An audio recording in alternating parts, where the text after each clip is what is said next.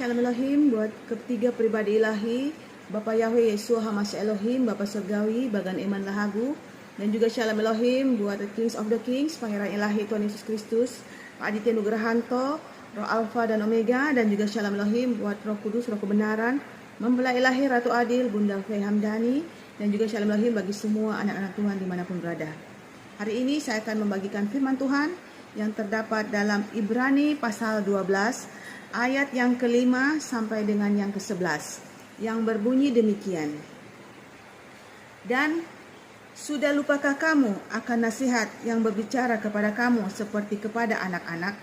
Hai anakku, janganlah anggap enteng didikan Tuhan, dan janganlah putus asa apabila engkau diperingatkannya.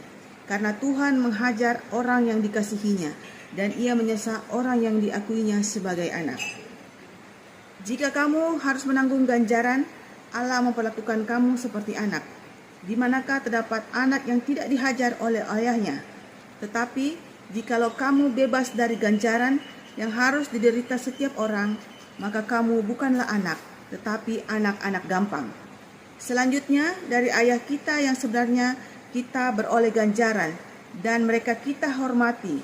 Kalau demikian, bukankah kita harus lebih taat kepada Bapa segala roh, supaya kita boleh hidup? Sebab mereka mendidik kita dalam waktu yang pendek sesuai dengan apa yang mereka anggap baik. Tetapi Dia menghajar kita untuk kebaikan kita, supaya kita beroleh bagian dalam kekudusannya. Memang tiap-tiap ganjaran pada waktu ia diberikan tidak mendatangkan sukacita, tetapi duka cita. Tetapi kemudian ia menghasilkan buah kebenaran yang memberikan damai sejahtera kepada mereka yang dilatih olehnya. Demikianlah firman Tuhan. Terpuji-pujilah Bapa Yahweh Yeshua Hamasya Elohim, Tuhan Yesus Kristus dan Roh Kudus. Haleluya, amin. Ya, saat kita melakukan sesuatu kekeliruan atau kesalahan, bukankah kita akan ditegur oleh orang tua kita bahwa apa yang kita lakukan itu sudah menyimpang atau salah dari yang ditetapkan. Nah, saat kita dimarahi atau kita ditegur, bagaimana respon hati kita? Apa kita marah balik, atau kita kesal, kita bete, kita bersungut-sungut? Ya, itulah manusia-manusia saat memakai darah dan daging, masih memakai logika, masih memakai kenikmatan dunia, masih ada dosa di dalam hati kita. Nah, tapi kita anak-anak Tuhan yang sudah mengerti kebenaran firman Tuhan, kita tidak luput dari kesalahan atau dosa yang kita lakukan. Nah, saat kita melakukan kesalahan atau dosa, tentu saja Bapa kita, Tuhan Yesus Kristus, Bapa Surgawi, akan menegur kita. Dia akan membimbing kita, menuntun kita, dan memperingatkan kita bahwa apa yang kita lakukan itu adalah sebuah kesalahan.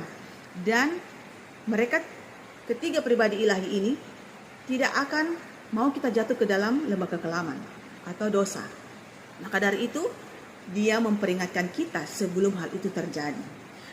Nah, seperti yang firman Tuhan sudah katakan tadi, hai anak-anakku, janganlah anggap enteng didikan Tuhan. Ya, setiap didikan yang kita terima dari Tuhan, janganlah kita anggap sepele, janganlah kita anggap enteng, janganlah kita anggap itu murahan. Karena didikan Tuhan itulah yang paling berharga. Tidak ada yang berharga daripada didikan Tuhan melalui firman-Nya yang diberikan kepada kita. Firman Tuhan itulah cambukan yang terbaik dalam kehidupan kita.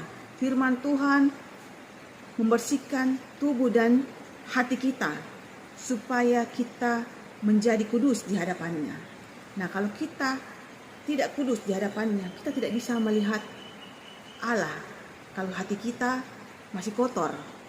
Nah, karena Tuhan begitu menyayangi kita, begitu mengasihi kita, sehingga Ia menghajar kita. Nah, tetapi kadang-kadang kita juga suka bandel gitu ya. Tidak suka ditegur, suka melakukan kehendak kita sendiri karena kita merasa kita paling benar. Tetapi kita hanyalah manusia debu tanah yang perlu tuntunan dan bimbingan dari ketiga pribadi ilahi. Kita tidak bisa berjalan sendirian di dunia yang gelap ini, karena dunia ini begitu jahat bagi kita anak-anak Tuhan. Di mana-mana jebakan iblis dibentangkan di hadapan kita. Kita salah sedikit, maka kita akan jatuh. Maka dari itu, Tuhan menuntun kita dalam kehidupan kita. Nah, kalau dia mengaku kita sebagai anak, dia akan menegur kita. Karena dia menyayangi kita. Maka terimalah didikan itu dengan hati yang ikhlas, hati yang tulus. Nah, setiap anak-anaknya yang diberikan ganjaran dan diperlakukannya sesuai dengan kehendaknya, maka dia anak-anak Allah.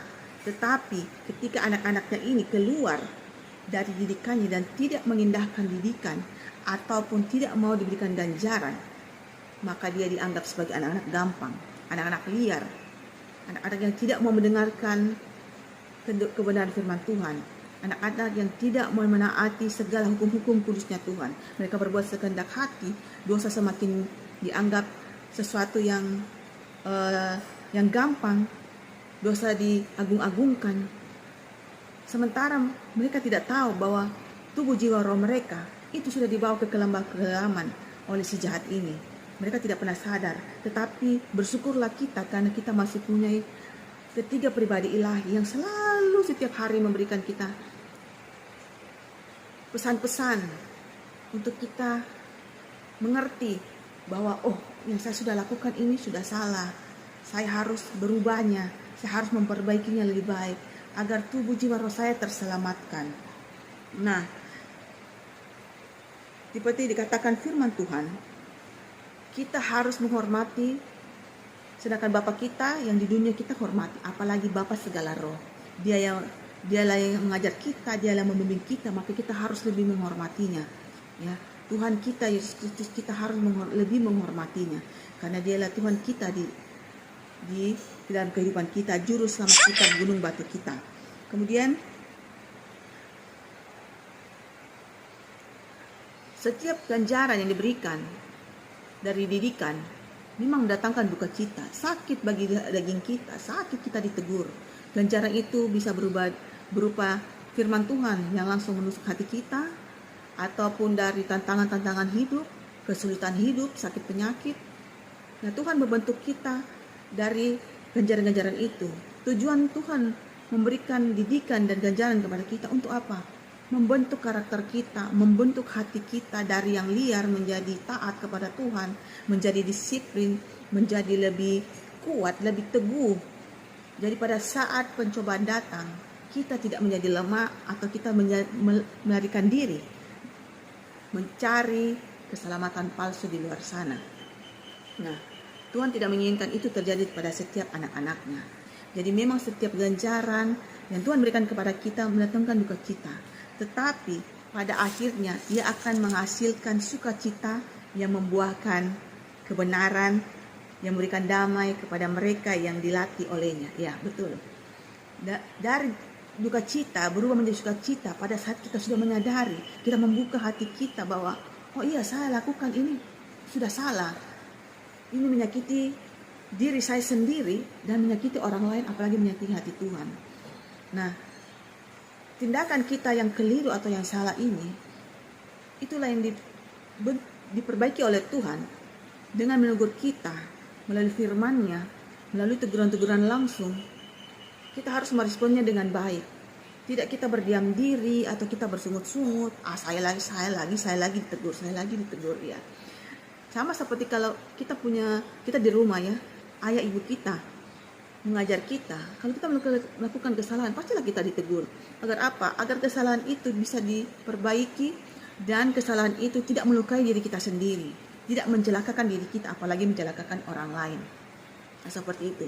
Dan saat ganjaran yang kita terima itu membuahkan hasil di dalam kebenaran, maka kita akan mendapatkan sukacita dan damai sejahtera yang penuh di dalam Tuhan kita Yesus Kristus. Jadi, dengarkanlah firman Tuhan. Saudara-saudara yang terkasih, jangan anggap enteng didikan Tuhan melalui ganjaran-ganjaran yang Ia diberikan kepada kita. Karena Tuhan, Bapa kita, begitu menyayangi kita anak-anaknya, sehingga Ia tidak mau kita jatuh di dalam lembah kekelaman. Demikianlah firman Tuhan yang saya bisa bagikan di hari ini. Kiranya memberkati kita semua, dan biarlah Roh Kudus yang lebih memberikan kita pengertian mengenai firman Tuhan yang sudah kita baca bersama. Terpuji-pujilah Tuhan kita Yesus Kristus.